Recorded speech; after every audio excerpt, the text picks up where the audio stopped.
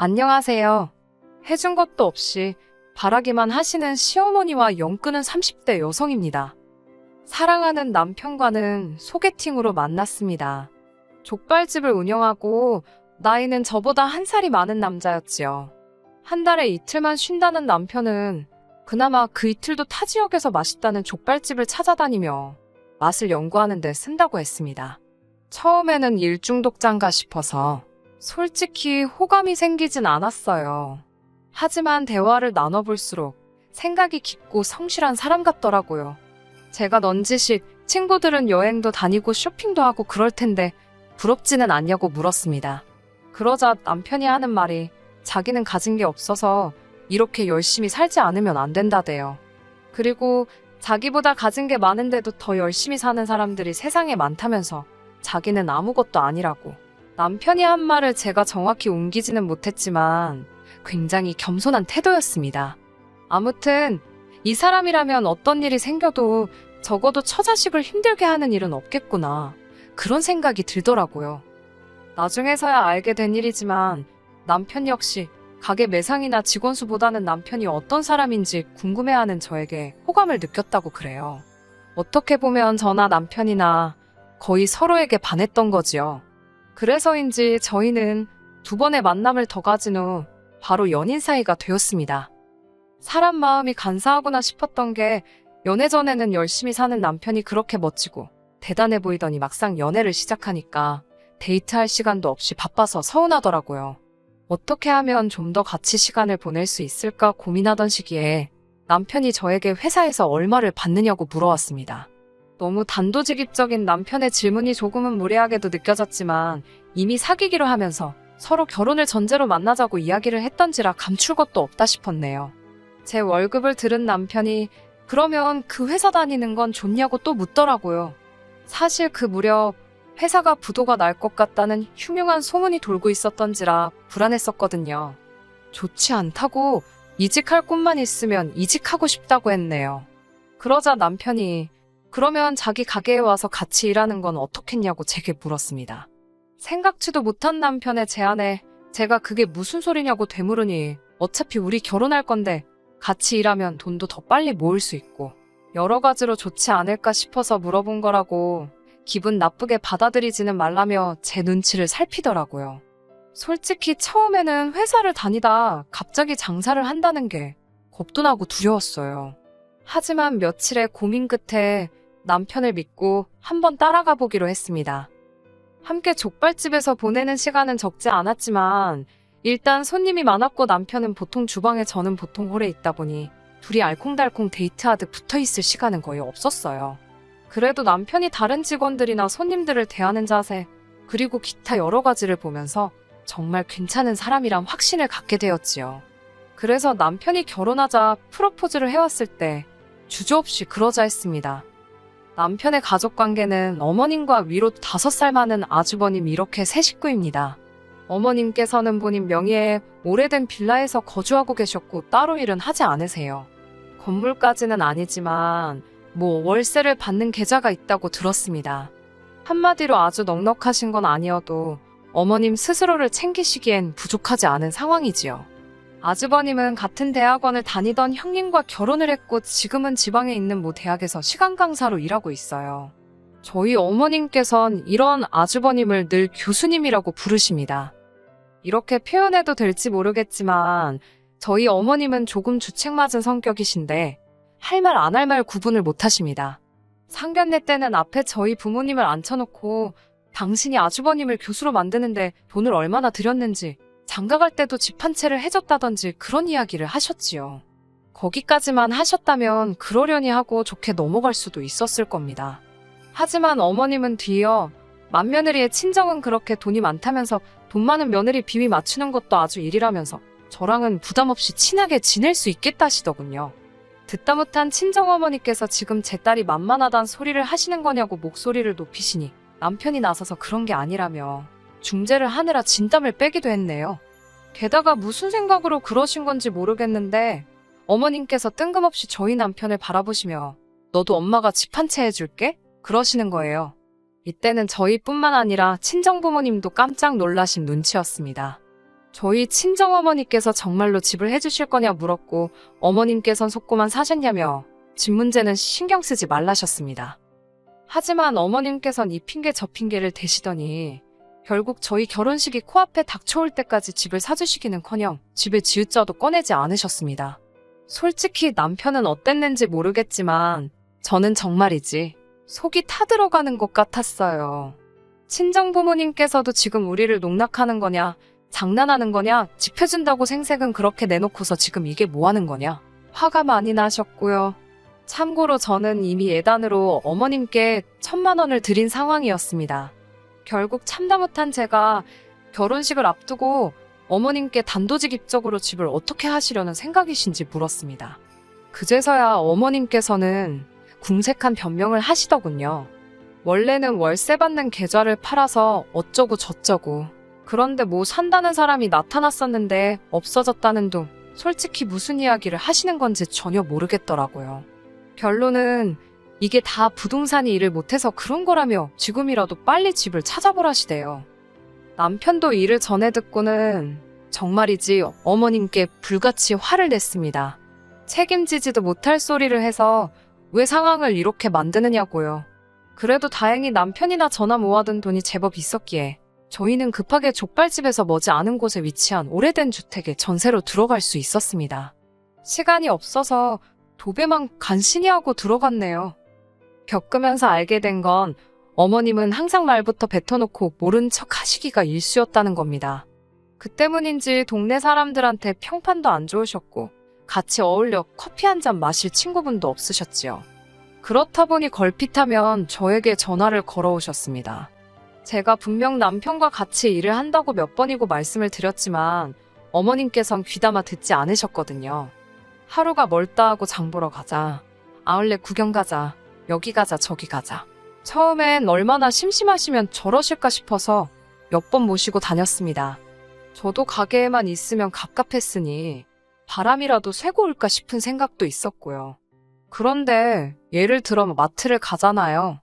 그러면 이것도 필요하다 저것도 필요하다 한가득 고르시곤 꼭 계산대에 도착해서는 지갑을 깜빡하고 안 가지고 오셨다면서 다음에 줄 테니 일단은 저더러 먼저 돈을 내라고 하셨습니다.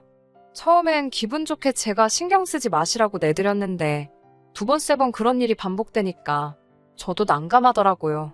그러다 한 번은 백화점에 갔는데 그 매장에서도 니트다 뭐다 잔뜩 고르시곤 또 그렇게 말씀을 하시길래 안 된다 했습니다.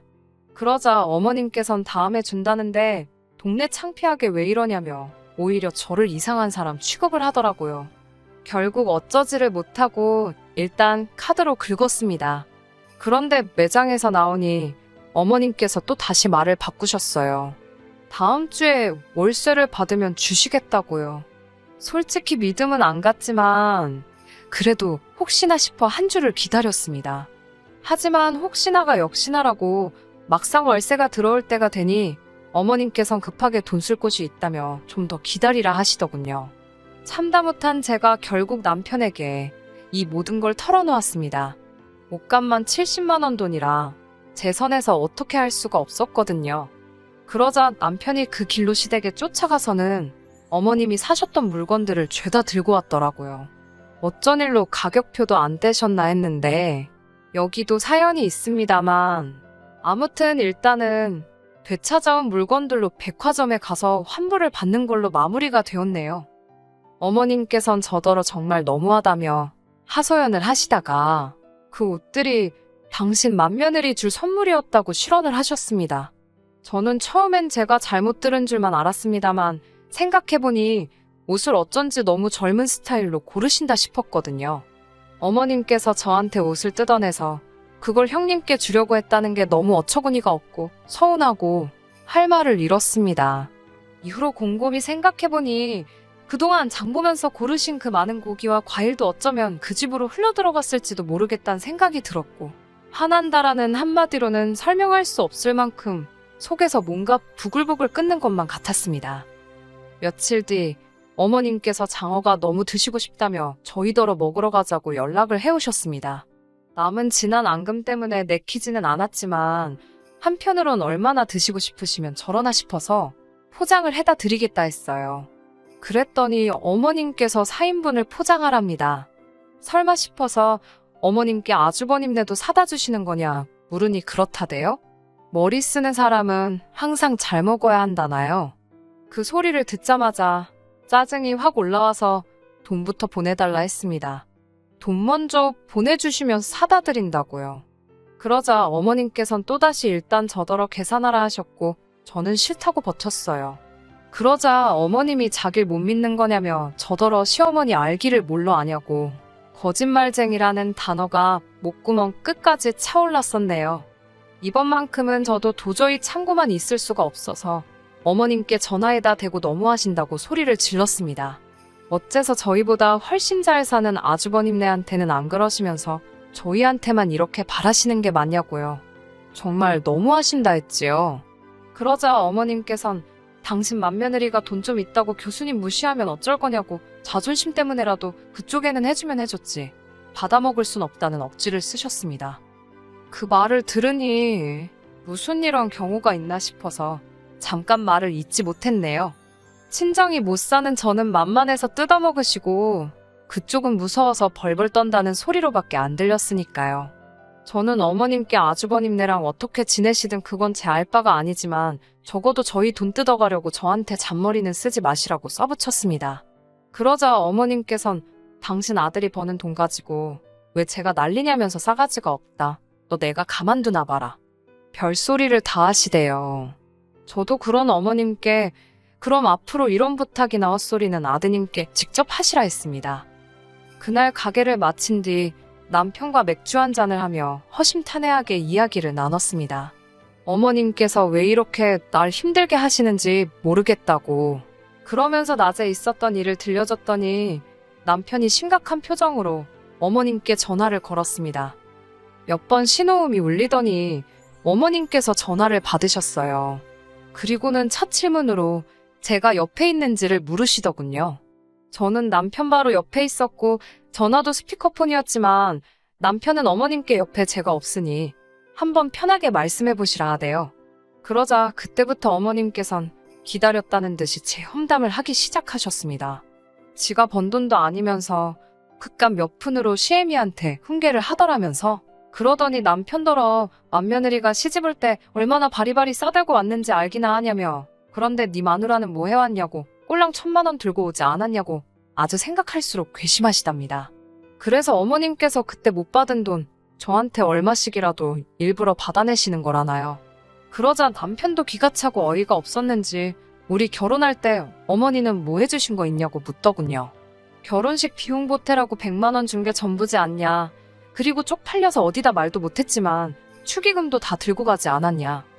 그제서야 어머님께서는 그건 니네 둘이 반반 결혼을 한다고 했으니 내가 너네 마음대로 하게 해준 거라며 자식 결혼한다고 부모가 보태줘야 한다는 나라법이라도 있냐고 남편한테 따지고 드시대요. 이러니 무슨 대화가 되었겠어요? 저는 저대로 열받아서 분통이 터졌고 남편은 남편대로 고개를 못 들고 얼마간의 시간이 흐르고 남편이 저더러 그러더라고요. 당분간 시어머니 상대도 해드리지 말라고요. 그러면서 절 볼 염치가 없다며 너무 미안하답니다.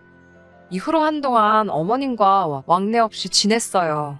정확히 말하자면 어머님께서 먼저 연락을 해오셨지만 정말 필요한 일이 아니면 대꾸하지 않았고 한 번은 가게로 찾아오신 적도 있었습니다만 그저 형식적인 인사 한두 마디만 주고받고 제가 자리를 피했네요.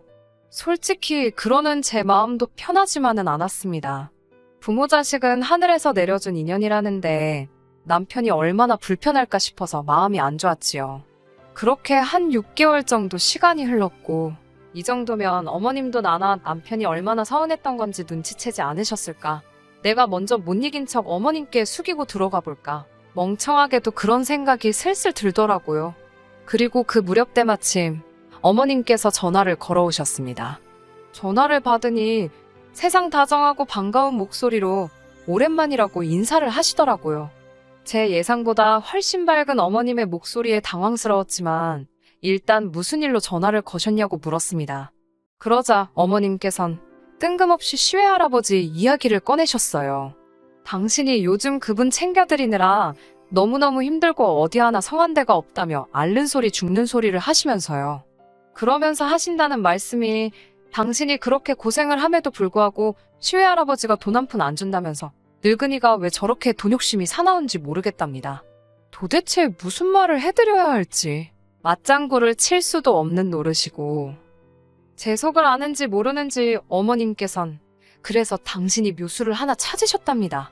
시외할아버지께선 작은 빌라에서 혼자 살고 계셨는데 그분을 어머님 댁으로 모셔갈 생각이라고요.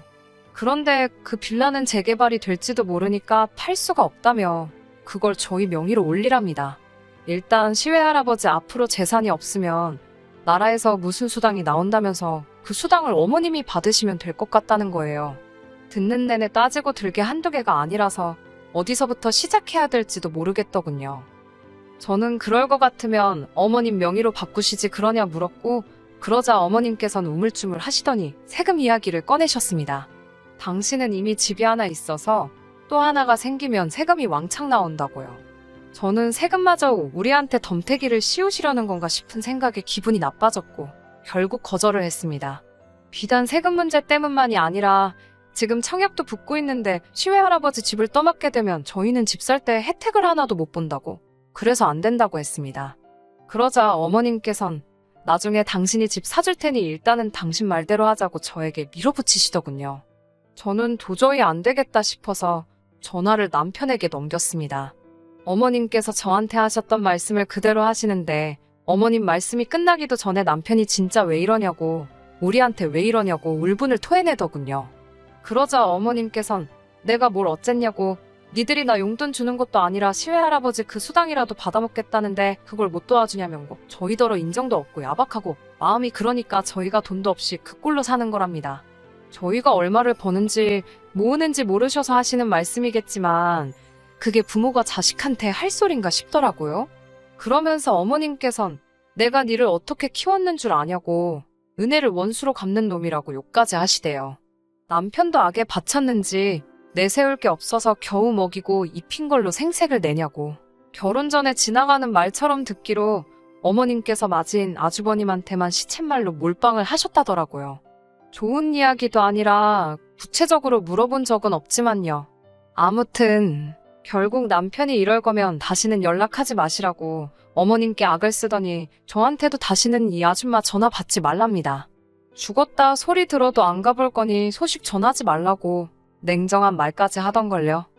이후로 지금까지 어머님과 연락 안 하고 살고 있습니다. 솔직히 시외할아버지 집 문제도 어머님 형제분들이 계시기 때문에 어머님이 마음대로 하실 수 있는 게 아니거든요. 이미 다 끝난 일이라 생각해봤자지만 왜 그런 말도 안 되는 소리를 하셔서 이렇게 자식들하고 틀어지셨나 싶어. 안 됐기도 하고 한편으론 고소하기도 해요. 전에는 남편 입장을 생각해서라도 내가 숙이고 들어가서 두 사람이 잘 지낼 수 있게 해줘야겠다. 그런 생각을 했었는데 이번에는 그런 생각도 안 들어요.